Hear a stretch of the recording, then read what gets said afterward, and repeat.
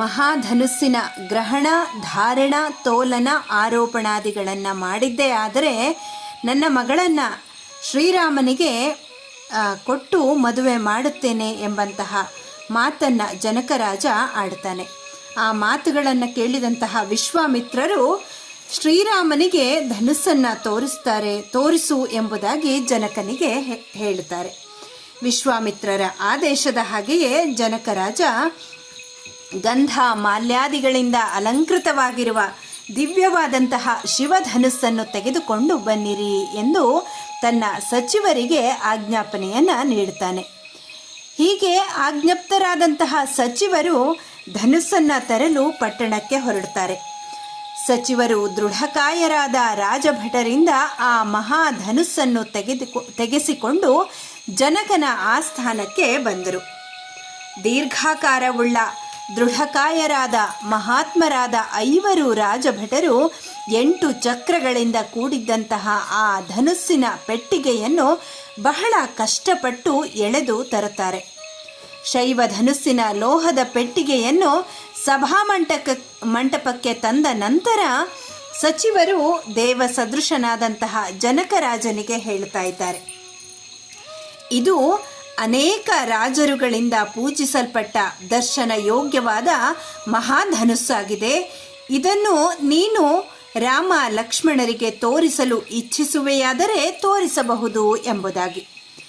ಜನಕರಾಜ ಸಚಿವರ ಆ ಮಾತುಗಳನ್ನು ಕೇಳಿ ಅವರಿಗೆ ಬದ್ಧಾಂಜಲಿಯಾಗಿ ನಮಸ್ಕರಿಸ್ತಾನೆ. ಹಾಗೆ ವಿಶ್ವಾಮಿತ್ರರಿಗೂ ಕೂಡ ನಮಸ್ಕರಿಸಿ ಹೇಳ್ತಾ ಇದ್ದಾನೆ, ಈ ಶೈವ ಮಹಾಧನುಸ್ಸನ್ನು ಜನಕ ವಂಶೀಯರು ಅನುದಿನವೂ ಪೂಜಿಸುತ್ತಾರೆ. ಅಂತೆಯೇ ಈ ಧನುಸ್ಸಿಗೆ ಹೆದೆಯೇರಿಸಲು ಅಸಮರ್ಥರಾದ ಮಹಾವೀರ್ಯಶಾಲಿಗಳಾದ ರಾಜರು ಈ ಶೈವ ಧನುಸ್ಸನ್ನು ಸಮ್ಮಾನಿಸಿದ್ದಾರೆ. ಈ ಮಹಾಧನುಸ್ಸಿನ ತೋಲನ, ಶಿಂಜಿನಿ ಬಂಧನ, ಶರಸಂಯೋಜನ ಮತ್ತು ಆರೋಪಣಗಳಲ್ಲಿ ದೇವತೆಗಳು, ಅಸುರರು, ರಾಕ್ಷಸರು, ಗಂಧರ್ವರು, ಯಕ್ಷ ಪ್ರಮುಖರು, ಕಿನ್ನರರು ಹಾಗೂ ಮಹೋರಗರು ಸಮರ್ಥರಲ್ಲದೆ ಇರುವಾಗ ಮಾನವರಿಗೆ ಈ ಧನುಸ್ಸನ್ನು ಎತ್ತುವ ಸಾಮರ್ಥ್ಯವು ಹೇಗೆ ತಾನೇ ಇದ್ದೀತು? ಇಂತಹ ಅಜೇಯವಾದ ಶ್ರೇಷ್ಠವಾದ ಮಹಾಧನುಸ್ಸನ್ನು ಇಲ್ಲಿಗೆ ತರಿಸಿದ್ದೇನೆ. ನೋಡಲು ಬಯಸಿ ಬಂದಿರುವ ಈ ರಾಜಪುತ್ರರಿಗೆ ಈ ಮಹಾಧನುಸ್ಸನ್ನು ತೋರಿಸಿರಿ. ಧರ್ಮಾತ್ಮರಾದಂತಹ ವಿಶ್ವಾಮಿತ್ರರು ಜನಕನ ಮಾತುಗಳನ್ನು ಕೇಳಿ ರಾಮನ ಕಡೆಗೆ ತಿರುಗಿ ಹೇಳ್ತಾರೆ, ವತ್ಸ, ಧನುಸ್ಸನ್ನು ನೋಡು ಎಂಬುದಾಗಿ.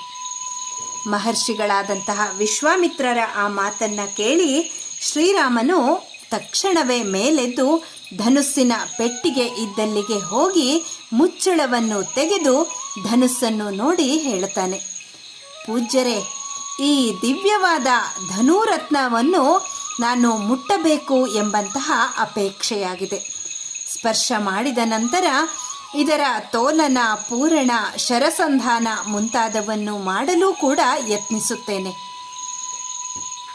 ಆಗಲಿ ಎಂಬ ಅನುಜ್ಞಾ ವಚನವು ಜನಕನ ಮತ್ತು ವಿಶ್ವಾಮಿತ್ರರ ಮುಖಾರವಿಂದಗಳಿಂದ ಒಂದೇ ಕಾಲದಲ್ಲಿ ಹೊರಹೊಮ್ಮಿತು. ಆಚಾರ್ಯರಾದ ವಿಶ್ವಾಮಿತ್ರರ ಅನುಜ್ಞೆಯನ್ನು ಪಡೆದು ಶ್ರೀರಾಮನು ಪೆಟ್ಟಿಗೆಯಲ್ಲಿದ್ದ ಧನುಸ್ಸಿನ ಮಧ್ಯಭಾಗವನ್ನು ಹಿಡಿದು ನಗುನಗುತ್ತಲೇ ಮೇಲೆತ್ತಿದ. ಸಾವಿರಾರು ಜನರು ನೋಡುತ್ತಿದ್ದಂತೆಯೇ ಧರ್ಮಾತ್ಮನಾದ ರಘುನಂದನನು ಮಹಾಧನುಸ್ಸಿನ ಒಂದು ತುದಿಯಲ್ಲಿದ್ದ ಶಿಂಜಿನಿಯನ್ನು ಮತ್ತೊಂದು ತುದಿಗೆ ಕಟ್ಟಲು ಮೌರ್ವಿಯನ್ನು ಲೀಲೆಯಿಂದ ಸೆಳೆದನು.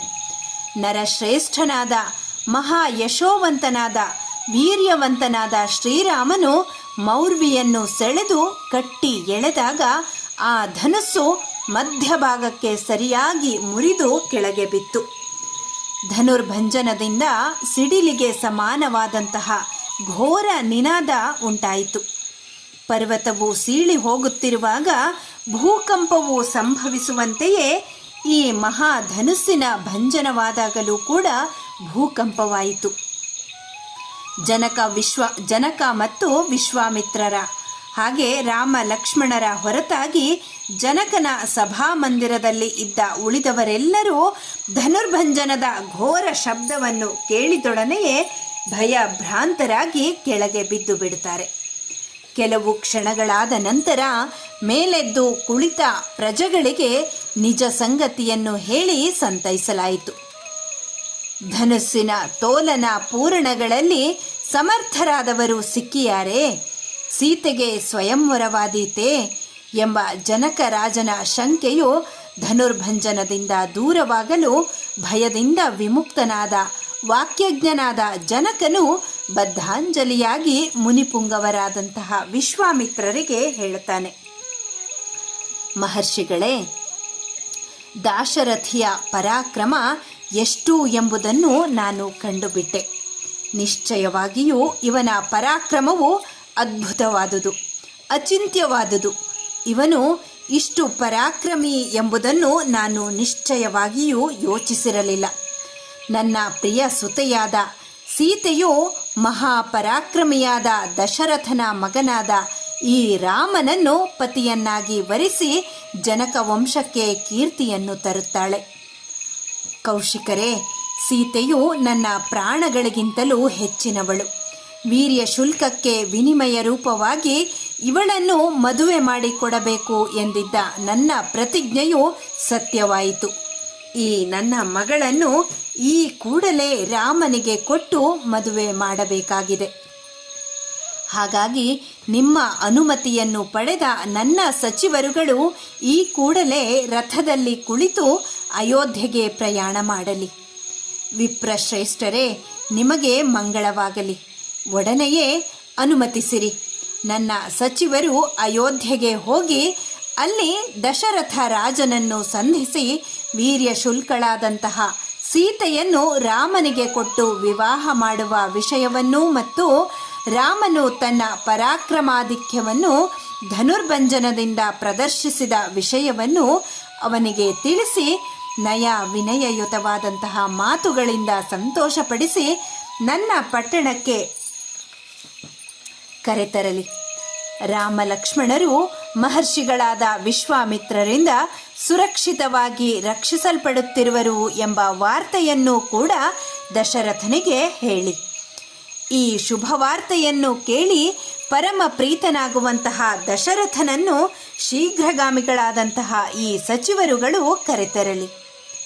ವಿಶ್ವಾಮಿತ್ರರು ಮಂದಸ್ಮಿತರಾಗಿ ತಥಾಸ್ತು, ಹಾಗೆಯೇ ಆಗಲಿ ಎಂದು ಜನಕರಾಜನ ಪ್ರಾರ್ಥನೆಗೆ ಅನುಮತಿಯನ್ನ ನೀಡುತ್ತಾರೆ. ತಕ್ಷಣವೇ ಧರ್ಮಾತ್ಮನಾದಂತಹ ಜನಕನು ಅಮಾತ್ಯರನ್ನು ಕರೆಯಿಸಿ ಸಭಾಭವನದಲ್ಲಿ ನಡೆದ ಸಮಾಚಾರವನ್ನು ತಿಳಿಸಲು ಮತ್ತು ಪರಿವಾರದೊಡನೆ ದಶರಥನನ್ನು ಮಿಥಿಲೆಗೆ ಕರೆತರಲಿಕ್ಕೆ ನಿರೂಪವನ್ನು ನೀಡಿ ಅಯೋಧ್ಯೆಗೆ ಸಚಿವರನ್ನು ಕಳಿಸಿಕೊಡ್ತಾನೆ.